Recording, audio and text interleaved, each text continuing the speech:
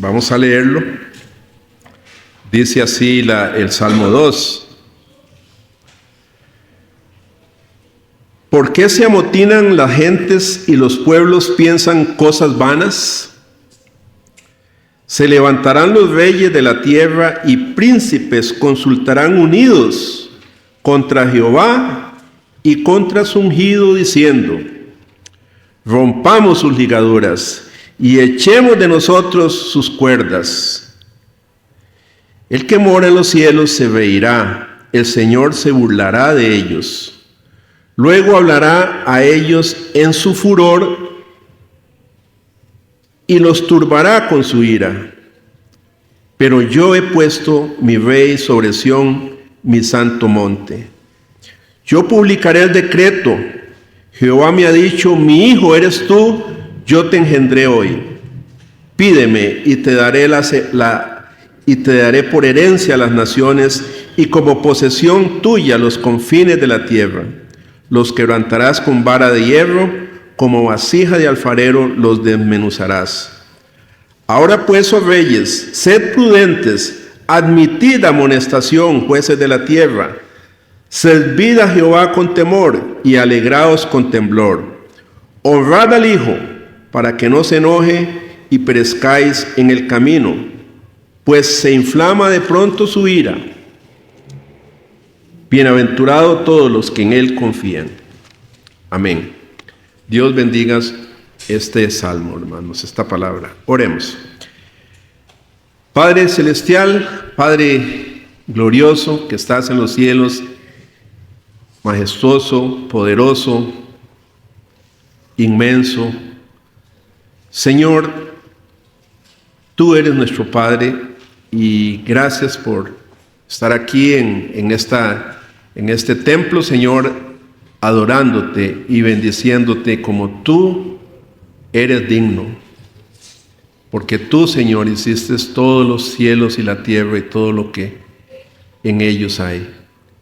Señor, bendice tu palabra en esta mañana para que podamos aprender más de ti, Señor, cada día y que podamos ser también hacedores de tu palabra, no solamente oidores. Quita de nosotros, Señor, toda distracción, quita el sueño, quita la pereza de escuchar tu palabra, Señor, y ayúdanos a estar atentos a ella. Bendice tu palabra.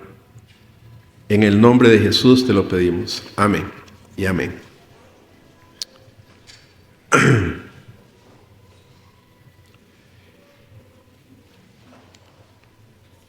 Yo soy, ustedes saben, un seguidor ahí de la geopolítica. Es una cosa que me interesa mucho, la política nacional y la política internacional.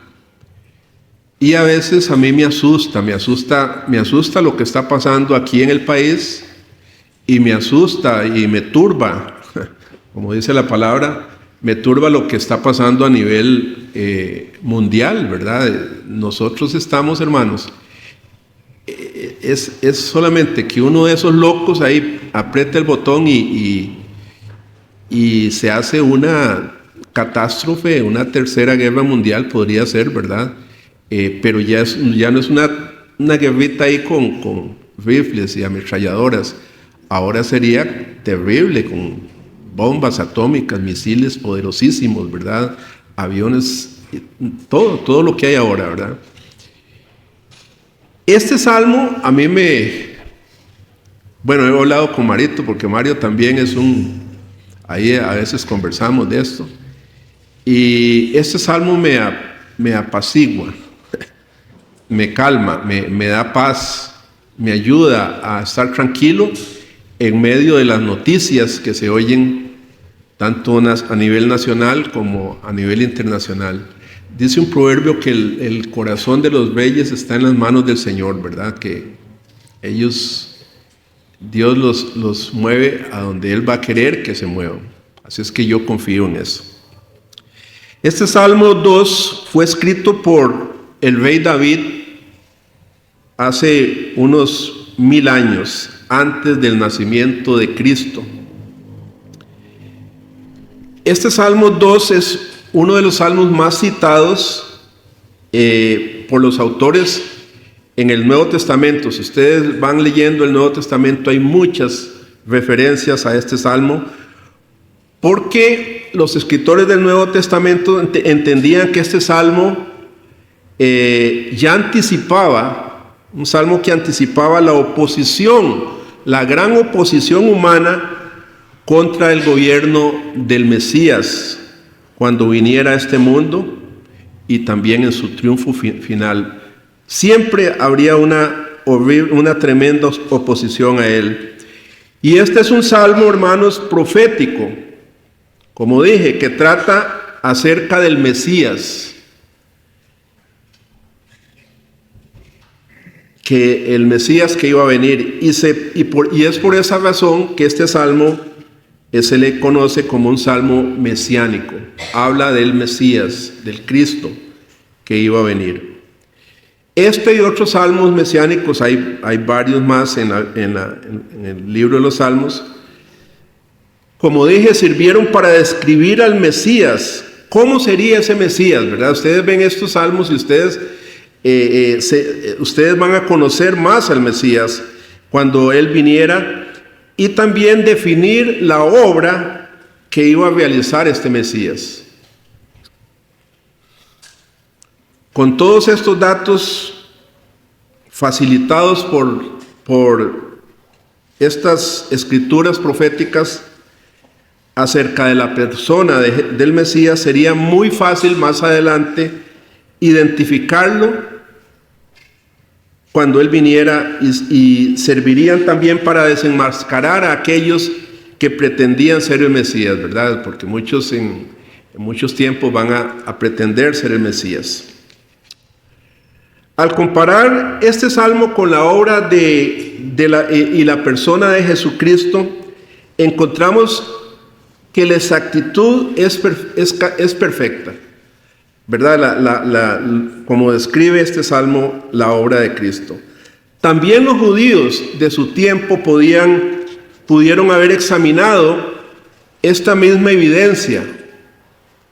Tenían toda la evidencia, todas las escrituras, para reconocer que Jesucristo era el enviado de Dios, el Hijo de Dios, ¿verdad? Pero ellos, los judíos de su tiempo, no quisieron hacerlo. ¿Por qué? Para que se cumpliese lo que el mismo Salmo decía de ellos, como vamos a ver más adelante.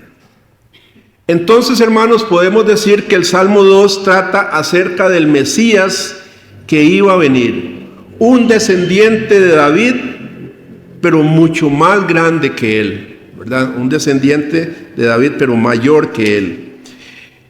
Este Mesías sufriría la oposición, la oposición del mundo, pero que al fin, iba a establecer su reino en este mundo. Podemos dividir el salmo en cuatro temas. 1, la rebelión contra el Hijo de Dios. Vamos a verlo en los primeros versículos. 2, la reacción de Dios ante el rechazo del ungido. Cómo reaccionó Dios el Padre ante el rechazo de su Hijo. 3, Dios establecerá su reino en este mundo mediante su Hijo, ¿verdad? Y 4, la exhortación final del salmista. Hace una exhortación al final que es muy linda y la vamos a ver más adelante. Pero por cuestión de tiempo, hermanos, lamentablemente vamos a dividir el sermón en dos partes de nuevo por tiempo, porque si no se nos hace ahí largo, ¿verdad? Hoy veremos los dos primeros puntos y el próximo sermón los otros dos. Entonces vamos a empezar con la rebelión contra el Hijo de Dios. Versículos 1 y 3 leemos de nuevo. ¿Por qué se amotinan las gentes? Es una pregunta como con tristeza que hace el salmista. Y los pueblos piensan cosas vanas. Se levantarán los reyes de la tierra y príncipes consultarán unidos contra Jehová y contra su ungido, diciendo: rompamos sus ligaduras y echemos de nosotros sus cuerdas. David comienza el salmo describiendo una rebelión universal contra Jehová y su ungido. ¿Quién es ese ungido al que se refiere aquí?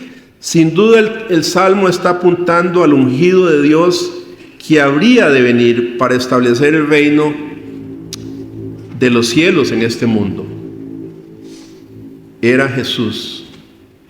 Y esa persona se identifica claramente cuando vino Jesús de Nazaret. Era Jesús, el ungido de Dios que iba a venir. Ahora alguien podría preguntar que si Jesús era realmente el Mesías anunciado, ¿por qué los judíos de su tiempo lo rechazaron? ¿Por qué no le recibieron? Sino que más tarde más bien se pusieron de acuerdo ellos, los judíos, con las autoridades romanas para crucificarle. ¿Por qué? Esto no sería más una prueba de que Jesús no podría ser el Mesías de Dios que estaban esperando. No sería una prueba eso.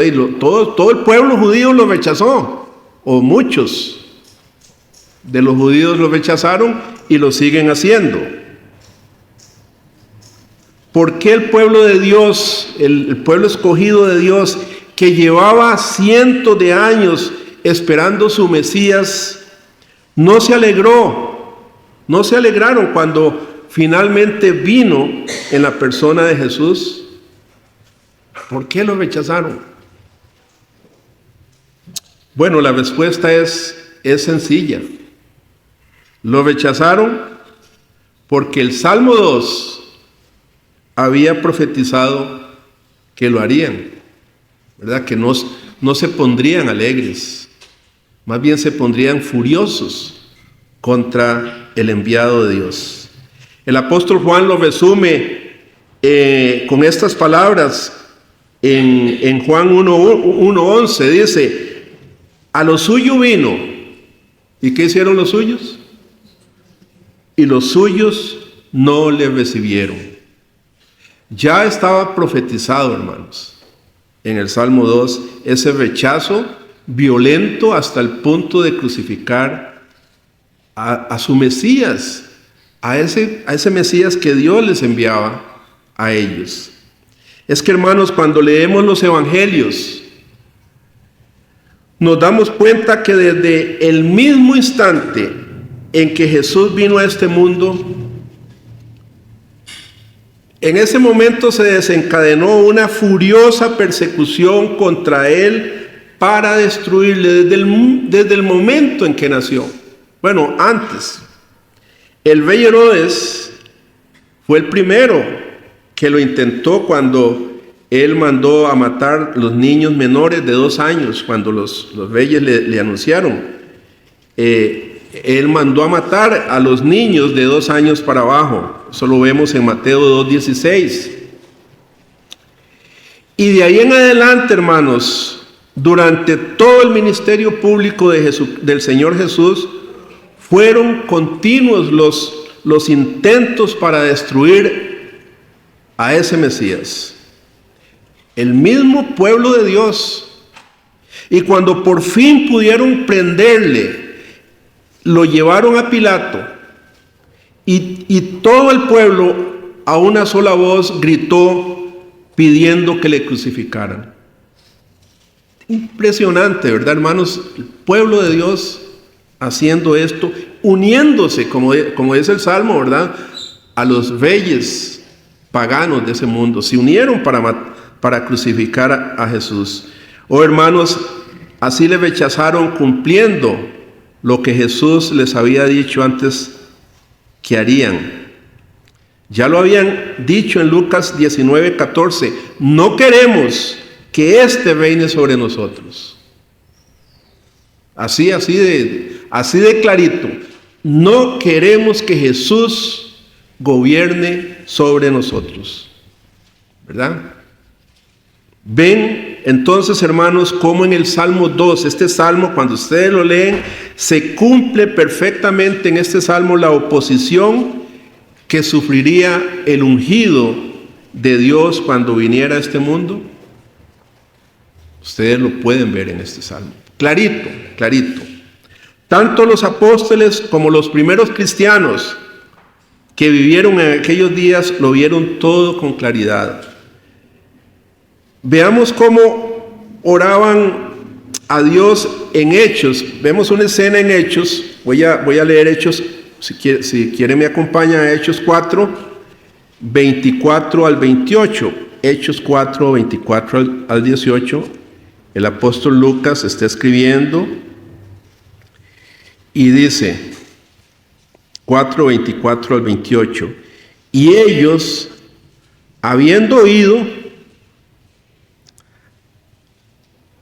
alzaron unánimes la voz a Dios y dijeron, esto fue en el contexto que Pedro estaba preso y fue libertado por un ángel, ¿verdad? Y ya cuando estaban juntos, dice, y ellos habiendo oído, alzaron unánimes la voz y dijeron, soberano Señor, tú eres el Dios que hiciste el cielo y la tierra, el mar y todo lo que en ellos hay, que por boca de David tu siervo dijiste, ¿por qué se amotinan las gentes y los pueblos piensan cosas vanas? Se reunieron los reyes de la tierra y los príncipes se juntaron en uno contra el Señor y contra su Cristo. Y esto es una referencia clarita del Salmo 2. Y el 27 dice, porque verdaderamente se unieron en esta ciudad contra tu Hijo, tu santo Hijo Jesús, a quien ungiste. Herodes, vea los que se unieron, Herodes y Pilato. Pilato con los gentiles y el pueblo de Israel. Todos se unieron contra el Señor Jesucristo. David aquí hablaba de gentes, pueblos, reyes, príncipes, que todos se levantarían unidos contra Jehová y contra su ungido Jesús. Y desde entonces, hermanos, Cristo ha seguido siendo piedra de tropiezo para los judíos y locura para los gentiles, como Pablo escribe en 1 Corintios 1:23. Es tropiezo a los judíos y locura a los gentiles, ¿verdad? Y del mismo modo también su iglesia, la iglesia de Cristo, los discípulos de Jesucristo, aquellos que se identificaran con Él desde el tiempo de Él y hasta hoy, han sufrido. La iglesia sufre el odio y la oposición violenta por todas partes, como hemos venido estudiando la historia de la iglesia con nuestro hermano Ricardo, ¿verdad? Muy bien, que estamos estudiando. Hemos visto cómo el mundo se levanta siempre contra el cristianismo, contra la iglesia verdadera de Jesucristo. Volviendo al Salmo 2, notemos el profundo asombro y tristeza, como dije, con que David se preguntaba por qué los hombres se rebelaban de esta forma contra el gobierno de Dios en este mundo. ¿Por qué? Dice, ¿cómo es posible que las naciones hagan esto? Que se rebelen contra el ungido de Dios. ¿Por qué ese deseo de independencia que ha tenido el hombre de Dios? Si lo que quiere Dios, lo único que quiere Dios es siempre el bien supremo para todas sus criaturas. Él quiere el bien de sus criaturas. ¿Por qué esa oposición? ¿Qué mal ha hecho Dios para que le aborrezcan de este modo, lo rechacen de este modo? Y hasta los días de hoy, ¿verdad? Ustedes ven el rechazo que hay a Dios por todas partes. Ya otros profetas se habían planteado las mismas preguntas. Por ejemplo, Miqueas. En Miqueas 6:3 nosotros leemos: pueblo mío, Miqueas, el profeta inspirado, ¿verdad?, por Dios, dice: pueblo mío, ¿qué te he hecho? ¿O en qué te he molestado? Dios hablando a través del profeta. En Jeremías 2:5 dice: así dijo Jehová, ¿qué maldad hallaron en mí vuestros padres? Que se alejaron de mí y se fueron tras la vanidad y se hicieron vanos. ¿Ven cómo coincide todo, hermanos? Los profetas entristecidos y Dios diciendo: ¿qué mal les he hecho? ¿Por qué me rechazan? No hay una causa justa para oponerse de este modo al gobierno de Cristo, hermanos. No hay, racionalmente no hay una causa justa. David describe a gentes y reyes de la tierra, es decir, personas de todo tipo, oponiéndose al Mesías. Esto, dice el salmista, se amotinan y se levantan contra el ungido de Jehová. El cuadro aquí que vemos en esta primera estrofa del Salmo es la de un mundo agitado que se reúne de forma alterada contra Cristo. Y eso es lo que está pasando todavía. Bueno, eso es lo que ha pasado a través de la historia. Es curioso, hermanos, que aunque la gente en el mundo vive dividida, usted sabe que el hombre vive dividido por muchas razones. La humanidad se divide por varias causas. Los países, entre países se dividen, ¿verdad? Ya no quieren ser amigos. La humanidad se divide por razas, ¿verdad? Uno pertenece a una raza, el otro, entonces nos dividimos por culturas, por aficiones,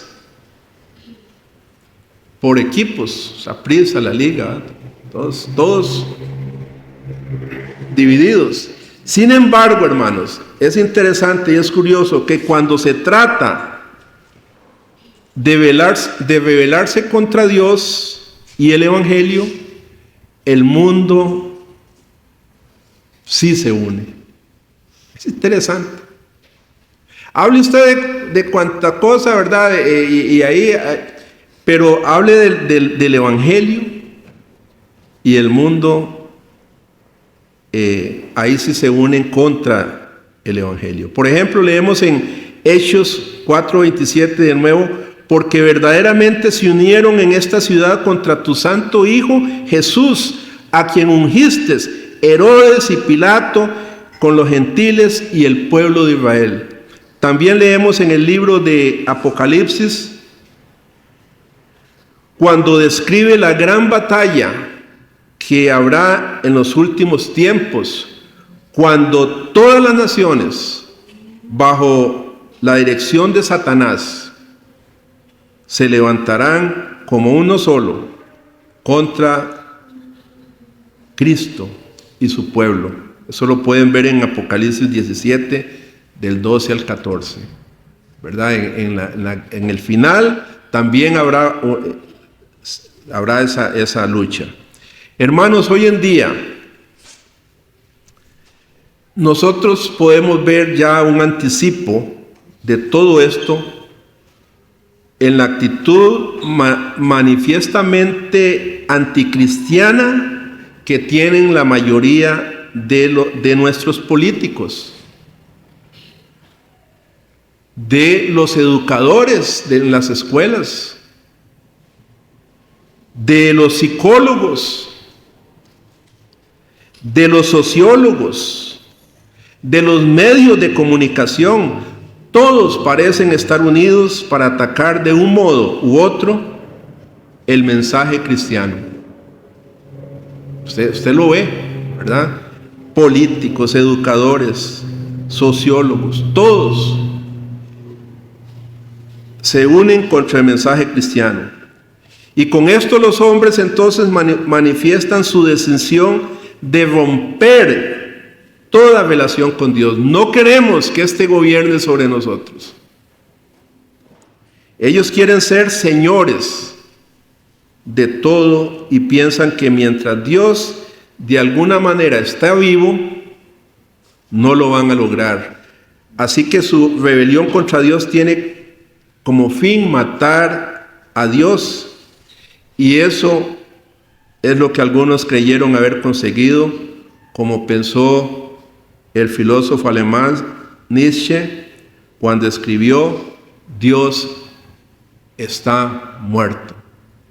¿Recuerdan? Hay hasta una película por ahí, ¿verdad? Dios está muerto, escribió Nietzsche.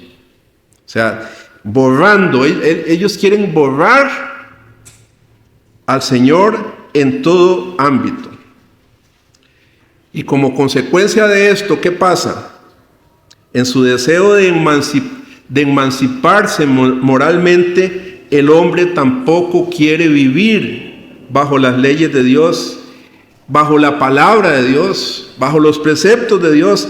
Estas leyes que en realidad son beneficiosas para la humanidad, para el hombre, ellos también la desechan. Este libro viejo, caduco, ya no es para hoy, dicen por todos lados. Y se rebelan contra la palabra de Dios. Yo les he dicho a algunos, imagínese usted que el hombre viviera bajo estos buenos preceptos de Dios. Imagínese que el hombre cumpliera o tratara de cumplir los 10 mandamientos. ¿Qué mundo sería este? Sería un mundo fantástico, ¿verdad? Fantástico, un paraíso. Pero el hombre no quiere tampoco este libro, porque es el libro del ungido de Dios. Estos mandamientos son vistos por ellos como ligaduras, ¿verdad? Dice el salmista, como cuerdas que ellos se sienten atados cuando Dios les dice sus preceptos. Ellos dicen, no, esos son, no, eso nos amarra, ¿verdad? Y por ejemplo, hoy en día, ¿qué sería una ligadura? El matrimonio, casarse, los esposos, dice Dios, no, cásense y para toda la vida, hasta que la muerte los separe. ¿Y qué dice el hombre? Eso es una ligadura. ¿Cómo? Casarme para siempre. Olvídese, yo, si no estoy de acuerdo con la mujer, me voy, y la mujer también. Esos son ligaduras para ellos. Los 10 mandamientos son cuerdas que los aprisionan, no se sienten libres. Creen que para llegar a ser verdaderamente libres deben romper con cualquier tipo de relación con Dios y con su palabra. Así está el mundo, hermanos. Y así ha sido desde la venida de Jesucristo. Pero en vez de su libertad, ¿qué es lo que tienen al final ellos? ¿Qué es lo que tienen? ¿Qué es lo que obtienen? Se vuelven esclavos del pecado, esclavos de drogas, esclavos de vicios, y finalmente todos ellos irán al infierno de fuego. Eso es lo que van a lograr al deshacerse de las cuerdas y de las ligaduras de Dios, que para ellos son cuerdas y ligaduras. Hermanos, en la Escritura dice Jesús en Mateo 11:30 que su yugo es ligero y ligera mi carga, pero para muchos es insoportable. Los mandamientos de Dios no los soportan y tratan de librarse de este yugo. Y Jesús dice, llevad mi yugo, es fácil, ligera mi carga. Es en vano. Ellos saldrán perjudicados al final contra esa rebelión. Es en vano rebelarse contra Dios, porque nada de lo que el hombre haga contra Dios va a prosperar, hermanos. Es como una hormiga oponiéndose a un león, un elefante, ¿verdad? Es en vano. Por último, vemos que esta rebelión no solo es contra el ungido de Dios, sino también contra Jehová. Contra Dios el Padre. Versículo 2. Consultaron unidos contra Jehová y contra su ungido. ¿Y cómo así? Contra Jehová y contra su ungido. Es que, hermanos, la unión entre el Padre y el Hijo es tal que resulta imposible rebelarse contra uno sin al mismo tiempo rebelarse contra otro, porque son lo mismo, el Padre y el Hijo. Ahí vamos a mencionar la Trinidad. Dice Jesús dijo: el que a vosotros oye, a mí me oye, y al que a vosotros desecha, a mí me desecha, y el que me desecha a mí, dice Jesús, desecha también al que me envió. Son lo mismo, son lo mismo. Por eso el salmista dice: se rebelaron contra Jehová y su ungido. Los judíos, al rechazar a Cristo, estaban rechazando a Dios, hermanos. Los testigos de Jehová, al rechazar al Hijo, rechazan a Dios, el Padre. No se puede rechazar a uno u otro. Y los judíos, aunque exteriormente parecen verdaderos adoradores de Dios, hermanos, están equivocados. Están rechazando. Si rechazan al Hijo, rechazan a Dios. No pueden ser adoradores de Dios, porque están rechazando al Hijo. Rechazaron al Hijo y lo siguen rechazando hoy, muchos de ellos. Entonces, es tremendo. Y gracias a Dios, hermanos, porque nosotros sí creemos en Jesucristo, en el ungido de Dios, y eso es por la gracia de Dios solamente, ¿verdad? Ahora, ¿cuál es la reacción divina? El segundo punto, ¿cuál va a ser la reacción divina? Leamos de nuevo los versículos 4 al 6. Vean lo que dice: el que mora en los cielos se reirá. Se reirá. El Señor se burlará de ellos. Luego hablará a ellos en su furor y los turbará con su ira. Pero yo he puesto mi rey sobre Sión, mi santo monte. En los primeros versículos vimos primero cómo los hombres rechazaron al ungido de Dios cuando vino al mundo. El creador del mundo rechazado por hombrecitos, por criaturas que él mismo había creado. ¡Qué locura! ¿Cómo iba a reaccionar Dios ante esa horrible ofensa de ser rechazado por su propio pueblo? ¿Se resignaría y olvidaría este mundo dejándolo en su propia suerte? Otro Dios lo hace, ¿verdad? No, ya no tengo más paciencia con esta gente y mejor los dejo ahí que se maten solos. Pero gracias a Dios que no, el Señor no es así, no es como nosotros. Él es grande en misericordia y enorme su paciencia, ¿verdad? Con nosotros. Ahora vemos un cambio aquí en estos versículos del 4 al 6 de escenario. En la primera parte se nos describe lo que ocurrió en la tierra, lo que estaba sucediendo, lo que iba a suceder en la tierra y lo que estaba sucediendo. Pero en esta segunda parte se nos va a mostrar, hermanos, lo que sucede en el cielo. Dice: el que mora en los cielos se reirá. Y esto nos recuerda que Dios está sentado, hermanos, en su trono, como dice el Salmo 11:4. Jehová tiene en el cielo su trono. Sus ojos ven, sus párpados examinan a los hijos de los hombres. Todo lo que hacemos, hermanos, no se le escapa a la mirada del Señor. Sí, hermanos, ante la rebeldía y el odio del hombre, Dios permanece siendo Dios.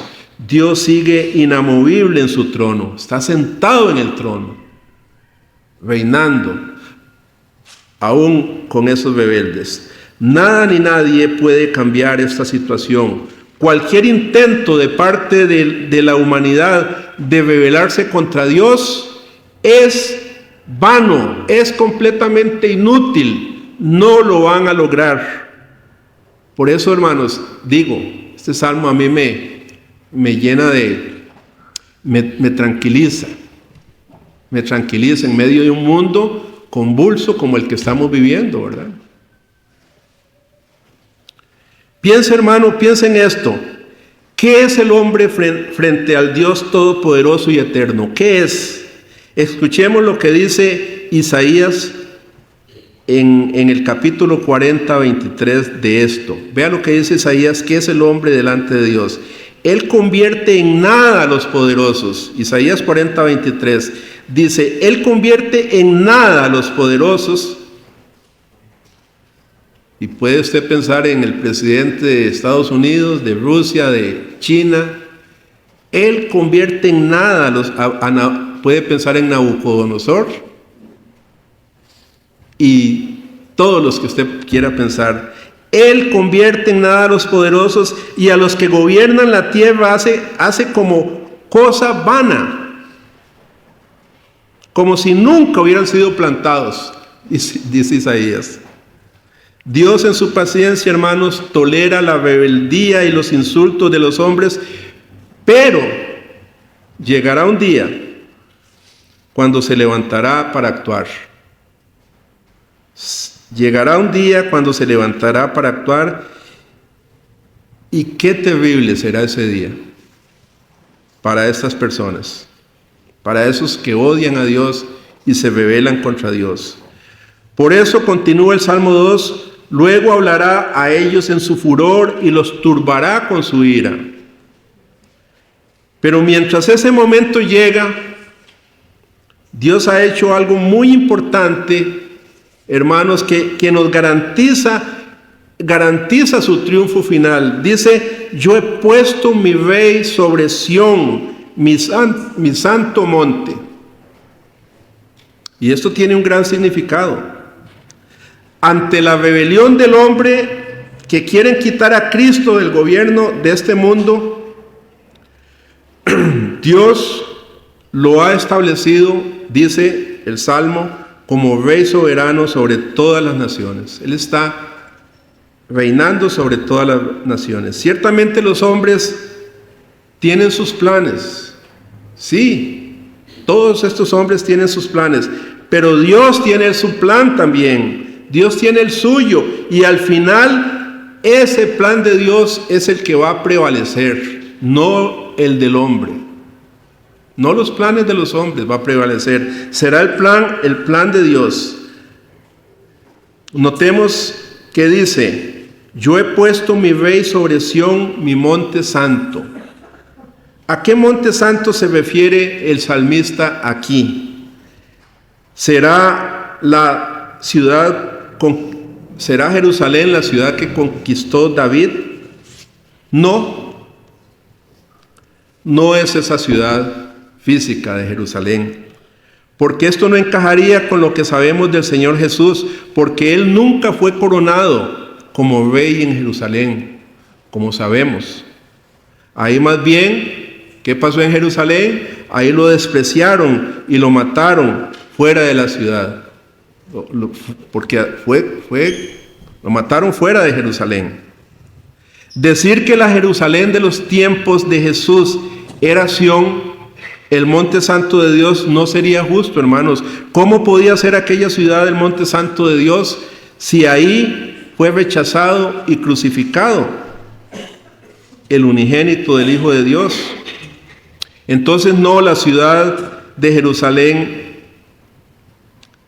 edificada sobre el monte de Sión era únicamente una sombra, un pobre símbolo de la verdadera ciudad de Dios, la Jerusalén celestial, y a esa es la Jerusalén que se está refiriendo aquí. El autor de Hebreos describió la verdadera Sión en su epístola en Hebreos 12, 22 al 24, dice, sino que os habéis acercado al monte de Sión, a la ciudad del Dios vivo, Jerusalén la celestial, a la compañía de muchos millares de ángeles, a la congregación de los primogénitos que están inscritos en los cielos, a Dios, el juez de todos, a los espíritus de los justos hechos perfectos, a Jesús, el mediador del nuevo pacto, y a la sangre rociada que habla mejor que la de Abel. Entonces, Sión, hermanos, de la que habla el salmista, el monte santo de Dios, es el lugar en que la presencia de Dios se manifiesta con toda su gloria y su esplendor. Es el lugar en donde está establecido el trono eterno de Dios. Entonces, cuando los hombres lo rechazaron en la Jerusalén terrenal, porque ahí fue donde lo rechazaron, Dios respondió poniéndole en su trono en la Jerusalén celestial. En la Jerusalén celestial. El Salmo 110, versículo 1, completa la escena cuando dice: Jehová dijo a mi Señor, siéntate a mi diestra hasta que ponga a tus enemigos por estrado de tus pies. Siéntate a mi diestra. Hermanos, no hay lugar más alto en todo el universo que el monte santo de Dios, en la Sión celestial, en la Jerusalén celestial. Allí está el trono de Dios y Cristo está sentado en ese trono. Cristo está sentado ahí. Y repito, esto garantiza, mis hermanos, su victoria final sobre todas las fuerzas del mal de este mundo. No tengamos miedo, hermanos, de lo que está sucediendo, ni de las circunstancias pasajeras de este mundo. Todo esto pasará. Pero Cristo está sentado en su trono. Y esto garantiza su victoria final. Los hombres intentarán hacer lo que quieran en este pequeño planeta en que vivimos. Hay muchos hombres poderosos, entre comillas, haciendo cosas para tener más poder, para conquistar este mundo. Los hombres van a intentar hacer lo que quieran y lo que puedan, pero de ninguna manera, hermanos, van a conseguir inquietar, ni siquiera inquietar al que está sentado en el trono celestial. No lo van a lograr. Nunca lo van a lograr. ¿Qué seguridad, hermanos, nos da este Salmo 2? Si usted, igual que yo, a veces estamos ahí preocupados por lo que está pasando o va a pasar en este mundo, y uno piensa y toda la cosa, tranquilo, hermanos, tranquilo. No debemos tener ningún tipo de temor ante los desatinos de la locura de los hombres aquí en la tierra.